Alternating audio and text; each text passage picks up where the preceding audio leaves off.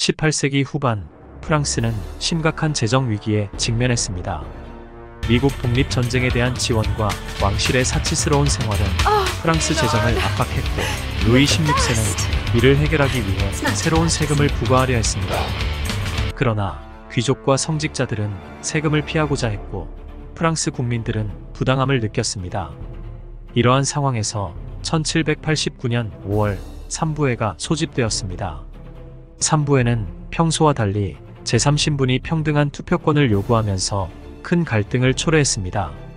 그렇다면 왜 3부회의 소집이 프랑스 대혁명의 시발점이 되었을까요? 제3신분은 결국 자신들만의 국민의회를 구성하였고 1789년 6월 20일 테니스 코트 서약을 통해 헌법 제정을 요구했습니다. 이는 절대왕정에 대한 도전이었고 국민들의 정치적 의식이 크게 성장했음을 보여주었습니다. 같은 해 7월 14일 프랑스 민중은 바스티유 감옥을 습격했습니다. 바스티유는 단순한 감옥 그 이상이었습니다. 왕권의 억압을 상징하는 이곳이 민중들에 의해 함락되면서 혁명은 급속도로 확산되었고 프랑스 사회는 새로운 변화를 맞이했습니다. 그런데 왜 바스티유의 함락은 단순한 사건을 넘어 혁명의 상징이 되었을까요? 민중들이 무장한 채 억압의 상징을 무너뜨린 이 사건은 프랑스 혁명의 불씨를 확실히 당겼고 혁명의 열기는 전국으로 퍼져나갔습니다. 프랑스 의회는 이후 민간과 시민의 권리 선언을 발표하며 자유, 평등, 박애의 정신을 강조했습니다. 하지만 혁명은 곧 극단으로 치닫게 됩니다. 왜냐하면 왕과 귀족들이 혁명을 저지하려고 시도했기 때문입니다. 1791년 루이 16세는 왕비 마리 앙투아네트와 함께 국외로 도피하려다 실패했고 이는 국민들의 분노를 더욱 증폭시켰습니다. 1792년 프랑스는 오스트리아와 프로이센 연합군과의 전쟁에 돌입했습니다.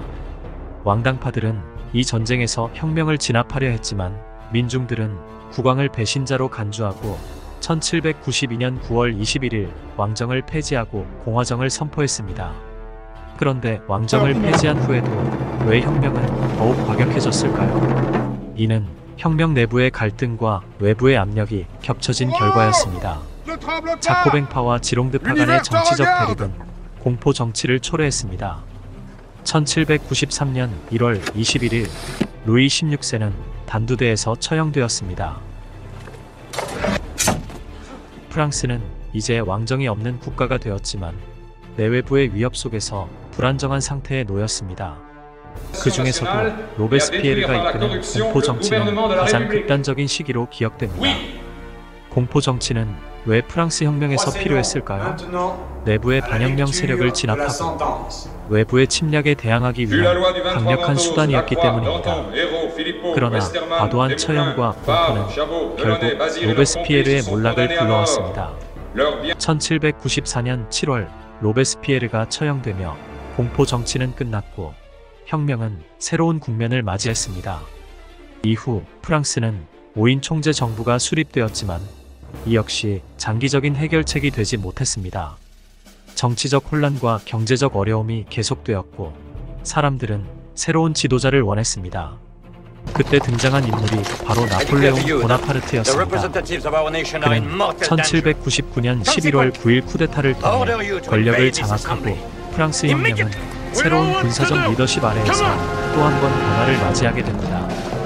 프랑스 대혁명은 단순한 정권 교체가 아니라 전 세계적으로 민주주의와 인권 의식을 고취시킨 중요한 사건이었습니다.